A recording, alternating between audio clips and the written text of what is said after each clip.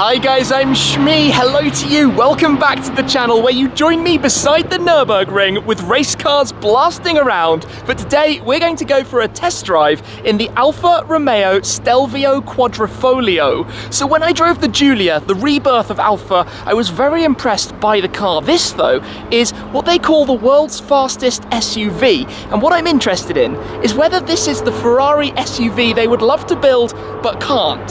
So let's take it for a drive, see what it's like, but first, get a good look around. Now, when I ask, is this a Ferrari SUV in disguise? Of course, you may have seen rumours online and even some hints from the boss of Ferrari that one day they might make an off-roader. Until now, though, the purists would say that Ferrari should stick to the sports cars and the supercars, of which they do a fantastic job.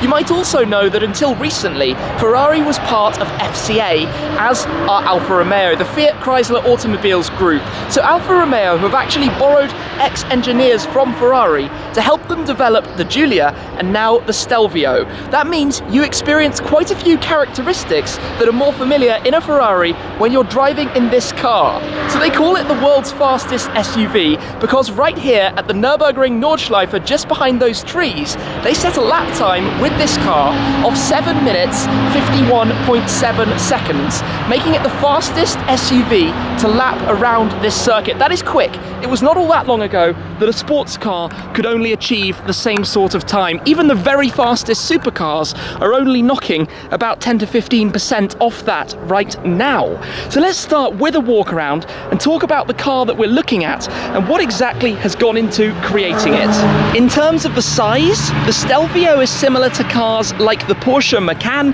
the Mercedes GLC, or BMW's X3, so the smaller form factor SUVs, except this one has over 500 horsepower and will go 0 to 100 kilometers per hour in under 4 seconds.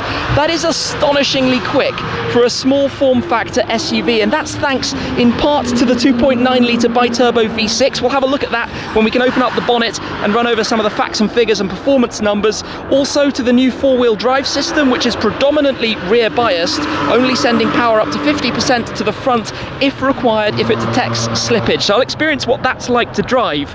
But as the second model since Alfa's rebirth, it is of course very, very significant. There are some significant differences. It's now 25% taller and it has a hatchback at the rear rather than the saloon-esque boot of the Giulia, but it shares many familiarities on the inside but also in the styling on the exterior.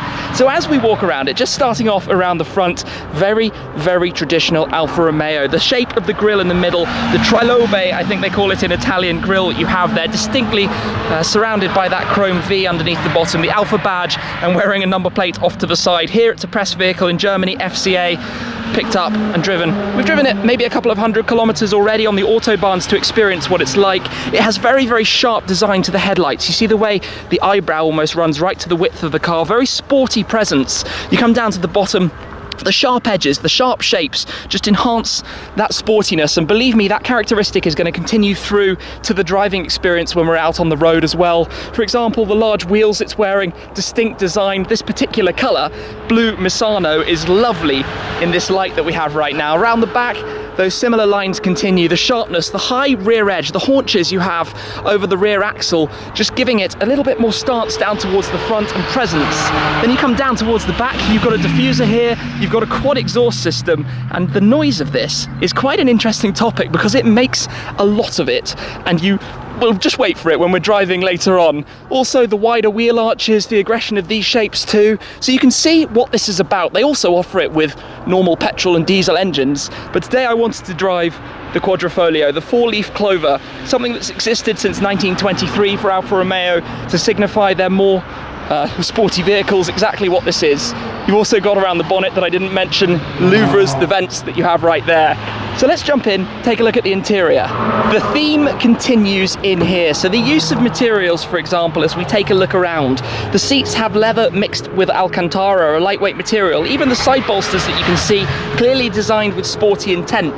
The trims and inlays, all carbon fiber. So the large center console piece across the dashboard and also around the steering wheel. We'll run through more of the display displays and things later on, and also the different driving modes, dynamic for example where it is now, and also up to race mode. But a bit of that Ferrari DNA I was talking about, these large shifter paddles mounted to the steering column behind the wheel, very, very large for a car like this, and we'll see more of what those are about later on. But also, let's pop open the engine bay and have a look around here, where we have a 2.9 litre bi-turbo V6. It's based on the same engine as found in the Giulia Quadrifoglio. A few things had to be changed, so the moving of the positioning of the turbos in order to fit the front differential for the new four-wheel drive system, but it makes 510 PS, just over 500 brake horsepower, 600 Newton meters of torque, and will get 0 to 100, 62 miles per hour in just 3.8 seconds. So even though the car is significantly larger and heavier than the Giulia Quadrifoglio, it's actually quicker to 100 Ks thanks to the all-wheel drive system. It will go on to a top speed of 283 kilometers per hour, that's 176 miles per hour, and although that figure might not make it the fastest in outright speed, that title comes from that Nürburgring lap time. That's connected up to an 8-speed automatic gearbox controlled through the flappy paddles or driven in automatic mode should you prefer. And even knowing the weight of the car, 1830 kilos, it is substantially lighter than any of the car's rivals. About 100 kilos lighter than the Macan Turbo or the GLC of this ilk as well. So, before we get started, let's have a quick look in the rear. One of the negatives I think about this car is that in order to have some more boot space, some rear passenger legroom was sacrificed, but I'll jump in and take a better look at that later on. For the moment, let me take a step into the driver's seat and get this engine started up. So again, Ferrari-esque, there is a red start-stop button right here on the steering wheel, and it's quite quiet when you just get it rolling, but believe me, on the move, it makes a very fruity sound. And just quickly to show you, this is the key for the car, keyless system, so hiding it in my pocket at the moment. You can see the digital display that's integrated into the dashboard almost seamlessly. We'll click through that a little bit later on as well, and also another digital display for the driver's dashboard too. So we shall get started in natural mode, the standard mode that the vehicle uses, and see what it's like. Before I even begin actually driving, just a couple of very quick things. And the first is that although the interior is made from some pretty nice materials, it doesn't quite give you the same premium sensation that you get from some of the similarly priced rivals. The other thing is that it makes some bizarre warning noises for just about everything. The noises are really aggressive, and I seem to be bringing them up just about anything I do. Anyway, let us go into gear. 8-speed automatic gearbox. We're in natural mode, the standard mode. The automatic handbrake release is one that I've been getting a little bit flustered by, but this rough terrain, you know, a car park at the side of the Nürburgring Nordschleife, you still feel like you could just absolutely boot it out of here. Put your foot down, floor it, and away you go. The all-wheel drive system would no doubt come into force in this environment, but let's go find some tarmac, because at the end of the day, the majority of the customers of this car are going to be driving them on the road, not fast across car parks. As we exit here from an incredibly busy Nürburg, heading past the car parks to get towards some countryside roads where we can drive the car properly, let me use this opportunity to put it first into its most comfortable setting. Labelled as A, it stands for Advanced Efficiency, not comfort or anything obvious. Advanced Efficiency, then the regular normal mode is called Natural, then you have Dynamic and Race, and those will change characteristics like, for example, the sound of the car, the steering feel, the throttle response, the shift times. In Race, the 8-speed auto will shift in 150 milliseconds, which isn't too far off a double clutch, this being the 8-speed automatic. But just cruising along, you do notice the brake pedal, for example, is very grabby. If you turn up the driving mode, you get a lot of noise out of it. These are the characteristics we've seen in the design, and what we expect, perhaps, from a Ferrari. So, if we just get around here for a moment, we will hopefully be able to find ourselves on a road where we can open it up. This is, of course, the most efficient and economic mode, but to enjoy the car for the moment, let's put it back to natural. Things go blue on the central screen. I'll show you what that looks like later on as well. We can turn out here onto a normal road. Just put my foot down gently. So even here, you get some of that sound, and it's a V6. A V6 isn't necessarily a V8, V10, V12, but it makes a very nice tone. It's very raspy, and the shift noise, when you're driving it very aggressively, sounds incredible. So let's go up into dynamic. We'll be out in a moment onto some roads where we can explore it a little bit more. Just generally though, seating position, quite comfortable. You feel the side bolsters, they are quite tight fitting, which is that character again. I'm sorry to keep saying it, I know it's a little bit cliche and repetitive, but that's the sense you get from it. For an SUV, it's an SUV that wants to go. When you look at the position of the car, it's actually, I think, quite low for this form factor. Your seating position is, again, quite low, but it gives you a nice SUV position raised up, but sporty relative. It's somewhere in the middle. It's a hybrid saloon SUV, isn't it? It's based on the same platform as the Giulia, but just out here we will be able to accelerate away any moment. This is a stretch of road that I particularly like, a complete mix of turns, some shorter, some longer ones, but let's pop it to manual. We're in dynamic mode and start to manually downshift, and to be honest, the characteristic of this shift paddle is wonderful. You do not expect it in an SUV. Then you put your foot down, the noise on the upshifts as well. So first hairpin, first tight corner I should say, as we go around there is so little body roll. Now that's of course because the car isn't massively tall. The centre of gravity is still kept quite low for an SUV, and the actual weight of it, the outright weight, is overall pretty low, but you shouldn't have this much fun in a large hatchback off-roader. Oh, into the red line, my bad, but the noise it made was pretty good. So this is dynamic mode, which is of course the most appropriate for this environment. You can also turn it further into race mode. Now there's a bit of resistance, turn it beyond though, and the thing about race mode is it actually turns off traction control. So now we're in a 510 horsepower rear-wheel drive car with no traction on, which is where you need to be quite sensible, but you get the most noise out of it. You also get shift lights on the dashboard, and you get a feel that it's a car that would be pretty good on a racetrack, to be honest. It's all dialed up, it changes quite substantially, the ride is firmer, but this tarmac is so very smooth to begin with. It's a great place to be driving. 8-speed auto, it might not be a double clutch, but 150 milliseconds for the shift is really quite quick. It's very, very close to it. So just round a tight corner we go. Lean in on it, the front guides you round. I can feel the back wanting to play, and away we go again. The noise is just great. So my favourite part has to be the shifter paddles. I'd like them to turn with the steering wheel, but the fixed paddle still works. The length of it, the playfulness of it, and that downshift noise. It's a V6, not a V8 V1012 as I talked about, but it has a character, and it just makes you smile in a way that a car like this doesn't normally do. To be honest, I mean, I've driven a lot of different cars. You can spend vastly more money than this on a sports utility vehicle, but this has more than enough power. I haven't yet obviously fully looked around the practicality of it side of things, but from a driving perspective, it's just pure entertainment. I'm not sure how good of a burnout it would be capable of doing, but I've kept it in race mode just so we can do this again. It's so quick, honestly. The brakes are pretty good as well, it has to be said, so you can have optional ceramic brakes. But even the standard ones are no bad thing. You can also have a panoramic roof if you'd like one of those as well. But driving down here, it sticks to the tarmac incredibly well. You can see how this car has managed to achieve that Nürburgring time. It has that all through and through. This is like a hooligan's SUV. It's noisy and it's playful and it's a little bit illogical. But that's probably why I like it so much. One other thing the car has is the ability to independently change the variable dampers. So in the middle of the driving mode selector, you have a damper setting switch. So in race mode, where we are at the moment, if I press that, it actually softens them back towards a MIDI setting. If you're in a soft regular mode, it would firm them up. But this tarmac is very soft, and I haven't found it too firm or overly firm in any way. But what I'm going to do now, though, is just shut up for a moment and let you enjoy some of the sound of this fabulous V6 engine.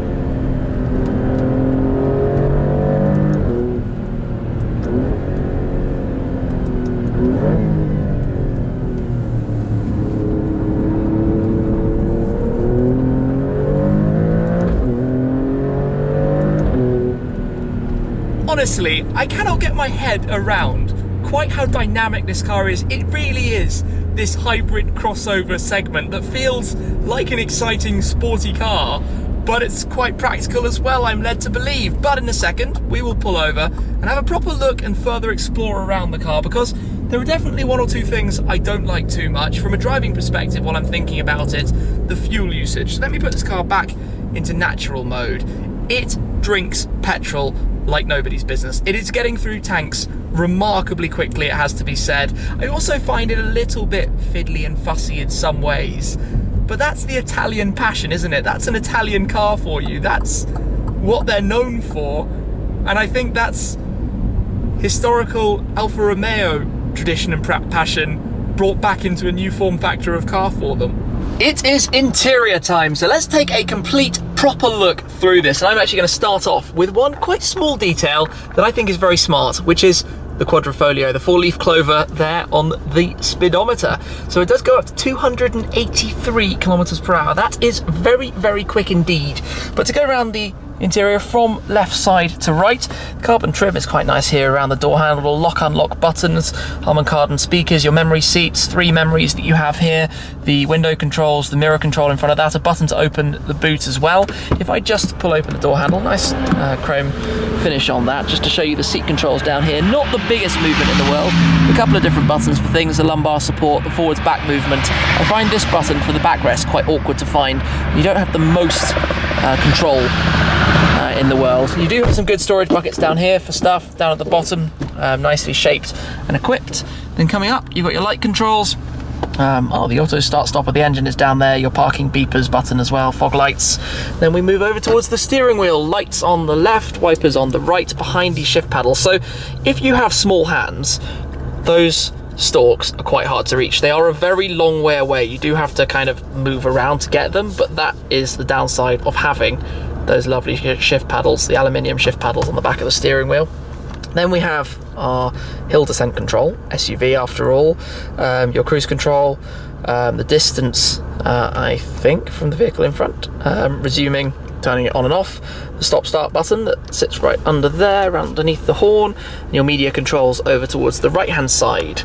On the dashboard in front of us, we have a display here that shows a number of different things depending how it's set. On the left side you have the rev counter revving up to about 7,000 RPM or so, Giri being Italian for revs. Then over on the right hand side you have the speedometer and the fuel gauge just to the right of that, the oil temperature over to the left side. Also thinking about the 7-inch TFT display that you have in the centre, if you change the driving mode, which you can see down here in more detail, race being up to the top where you hold it, go into race mode, you can hear the revs increasing as well. It also changes the display. So in race mode you get the gear selector in the centre. In dynamic you get, oh, I've turned it into natural. That would be dynamic with the red line, that would be natural with the blue line, and the green line would be advanced efficiency. And along with that, the central screen also shows you a little graphic as to exactly what is going on with it right there as well, just letting you know that everything is turned off. All your assistant settings and the like go off when you put the car into the full race mode, where, by the way, it sounds really good. Let me just open the door, a nice graphic for that so you can hear this for a second.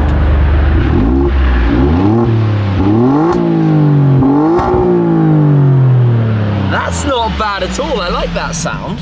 I like that sound a lot. So that's in the race mode where we have a whole load of lights on right now, just letting us know that things are off, traction's off as well. So moving further over to the right, let's just put it back. I think, yeah, gentle swizzle will put it back into drive. That's the button I was talking about for the dampers as well. Sorry, dynamic, not drive, or back into natural. Your gear selector, pretty standard operation. Down for drive, forwards for reverse, where it will bring up the camera. That's not the best quality camera. These days, I would like a better quality camera than this car has back there. Down to neutral, or if you're in drive, across to the left into manual, where it will let you know up there that you're in manual as well. So press a button on the top, back into park. This could be slightly nicer. This feels a bit tacky, to be honest. You know, it's surrounded by some lovely carbon fibre, but this is quite plasticky. In front of that then, in here, cup holders, some extra storage for cards or whatever you might have as well. USB port right there, your 12-volt socket next to that, which would leave your cable hanging out and very visible from the exterior if you're using that plug, but good for quick access. Right above that, climate control, pretty standard, basic settings to be honest. Above that, hazards right in the center. That kind of noise, again, not the most premium sound you might have in the world. But let's look at the 8.8-inch display that you have in the center. Now these days, 8.8 inches is actually kind of small. I know it's strange, but you know, a GLC with a large dual screen display and future version that may arrive would be substantially larger. At the moment it has the tablet. Perhaps that's unfair of me, but I think in the future this is going to look quite small relative to others. It scrolls down using the selector here in the center. Radio, media, phone, navigation, car, settings, all sorts of information obviously that you can bring up in here, your efficiency of your drive. You can load up a compass as well should you wish. Take that back. How efficiently was I driving? Probably not very efficiently. No, that doesn't look so good. Looks like we've been scoring low points on this drive. Oh well, it wasn't to be this time around. And we go back again into the various others. I haven't played around and used the navigation particularly, so I can't tell you too much about how that works. Resolution of the display also looks like it could be slightly sharper as well. Decently responsive from my initial play. Maybe there's slight lag in it, but we're talking pretty fussy here. Parking assistance and the like settings that you have going on in there. So what else can I show you? The volume control on push it left and right for the different audio. Option here to quick into your settings should you wish. Split screen, that's actually something that's quite nice. So you could split screen between different modes. Just to go back to home here, you could, for example, have navigation and radio up, and I think that's good. That works very well. I like that because I always like to see a graphical thing for what I'm listening to at that moment. Continuing down, these again, not the best. The top of the dash is quite nice. This trim is very nice. This is not the best in the world.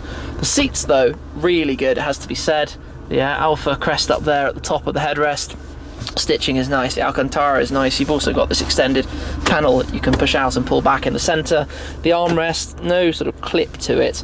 It again feels like it could be slightly refined. The button in front of that for the electronic handbrake.